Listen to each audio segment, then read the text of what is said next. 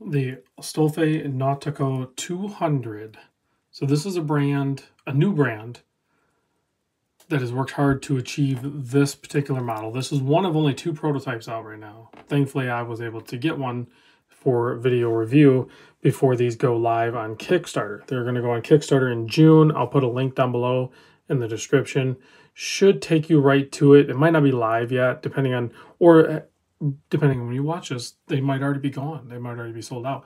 Because if you're not familiar with the way Kickstarter works, or maybe you are and you just need a refresher, but essentially there's goals to be met. There's, all the production numbers, everything will be kept up to date on there as well from the brand. I was looking at it and it looks like they're doing a great job of, so far before even the launch, of keeping a lot of information on there. So, but it's an opportunity to do 2 things. One, it's crowdfunding, right? So it gets a project off the ground. It helps that company with the capital to be able to achieve their goals that they're trying to, accomplish. And you take part of that process. On the flip side, many cases you get like an early investor type, you get a better deal on the watch or whatever you're buying on there. There are risk involved, but I think if the company looks good and you're willing to back them, I think the risk are worth the reward. So, and that's what I'm kind of sensing here. This is a really good design. This is a really good watch. And like I said, this is a prototype. So if this is the prototype, the completed model, I'm fairly confident is going to be a very good watch. So this is on the smaller side, and it's a good-looking diver for the people that want a smaller diver, or just, maybe your wrist can only support a certain size watch. So let's blast over the measurements real quick, because from here to here, I measure 38.2 millimeter. So kind of like, that's fair measurement. There's no crown guards, right? But if I measure the bezel, I get 38.9. So from side to side on the bezel, which overhangs the case just a tad, is 38.9. So kind of looks more like a 39 millimeter watch, but wears like a 38. So if that's your jam, this one's going to work for you. You have those beautiful lyre lugs giving those sexy curves. I love those. The way they twist like that, twisted lugs or whatever you want to call them. They're called lyre lugs. Typically seen on like vintage Omega and even some of the current model Omegas. There's a signature move, but definitely in some of the vintage divers, which is the inspiration for this watch and for this design. Lug to lug is 47 millimeter. So nice measurement there. Thickness, I measure with a slight double dome sapphire crystal, including that dome, is about 11.74. They call it 11.5. The lug width here, lug opening, is 20 millimeter. This bracelet tapers down to 16. Phenomenal job on the bracelet. It pairs up with the watch perfectly. It flows really nice taper to it. And they used split pins. And I know some people might grovel over that, but to be honest with you, split pins, I could size them with my eyes closed. I can trust them. I've never had a failure with a split pin. I've had many watches where screw pins back out.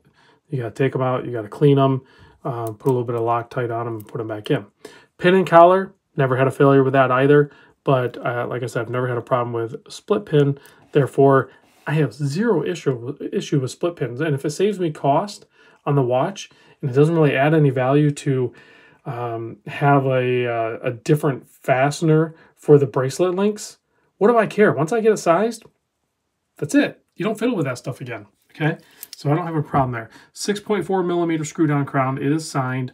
Has kind of like a star with like a cog in it. I was reading the description in their Kickstarter, and it was, it must be a quote from someone, or maybe they came up with it, but aim for the stars. If you fail, you'll land on the moon. I thought that was pretty cool. Landing on the moon, that's pretty awesome too. So that's pretty fun. 120 click bezel on this thing. Very good bezel action on this. And like I said, this is the prototype. You have options with this brand. I believe this is a ceramic loomed bezel. That's good. I like loom. You guys probably do too. However, you can also opt for an aluminum bezel well, it's from the UK. We should probably say aluminium, right? But that aluminium bezel is actually a teal green. It's one of the best looking aluminum bezels I have seen, and that was on a video, and I'll put a link to the video where they showed that, because that's another prototype. I didn't get that one, I got this one. But I think I would actually go for the no date with the teal aluminium bezel. And you heard me say no date. So you can go date, no date, and then you have bezel options. So it's really cool that they give you a few options without being too overwhelming, so you have a difficult time choosing which one you want. You have a nice sword handset here, very legible. Love sword handsets with nice printed C3 Superluminova on the dial. Plenty of lume on this thing, as to be expected with a diver. I was trying to figure out the contours I'm seeing. You guys kind of see that, right?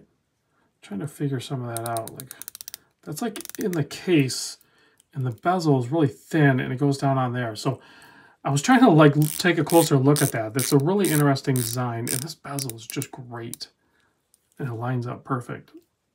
Here's a look at the case back. Nicely done. I wouldn't say it's smooth, but it's not sharp either. It's totally wearable. You're not going to like collect DNA on that. Solid end links. Again, just a good, clean, all-around watch. Price range.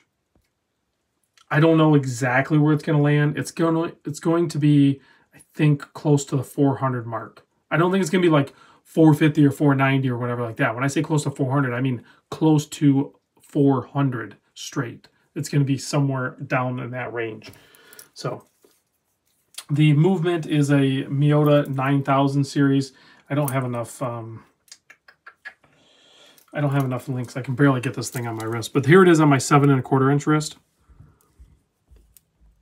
I would pretty much have to wear it on bracelet.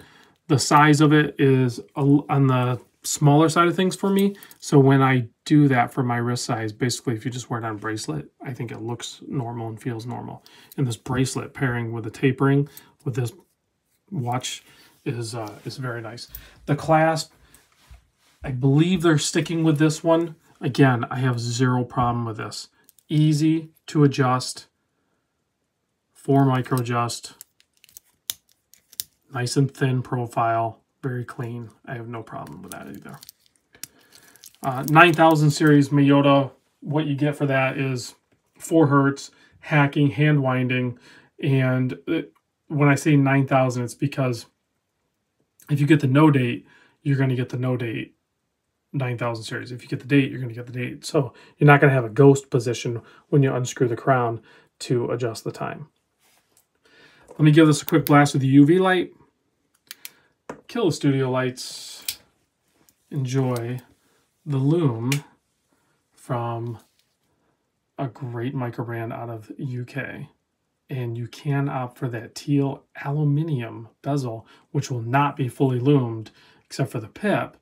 But that teal is just perfect. It really, I think, even the ceramic it's not like glossy or anything like that, so it still carries that vintage vibe to it, but still being a new watch. But that teal just really sets it off. Check that one out. Thanks for watching, guys, and I'll see you on the next one.